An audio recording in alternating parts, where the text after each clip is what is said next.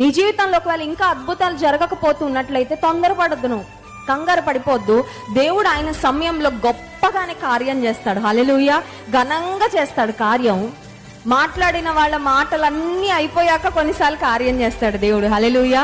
కొన్నిసార్లు మనకు అనిపిస్తుంది ఎవరికి మాట్లాడే అవకాశం ఇవ్వకుండా దేవుడు ముందే అద్భుతం చేసేయచ్చు కదా అంటే, దేవుడు కొన్నిసార్లు ఆలస్యం చేస్తాడు. ఆన్ పర్పస్, కావాలని ఉద్దేశపూర్వకంగా ఆలస్యం చేస్తాడు. ఎందుకంటే ఎవరేం మాట్లాడాలో అవన్నీ బయటకు వస్తాయి కదండి.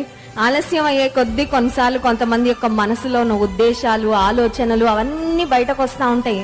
అవి బయటకు వచ్చే కొలది మనకి బాధ పెరిగిపోతా ఉంటది, మనకి భారం పెరిగిపోతూ ఉంటుంది. సమయం గడిచిపోయే కొలది మనం ఇంకా దిగులుతో, చింతతో నిండిపోతూ ఉంటాం కొన్నిసార్లు.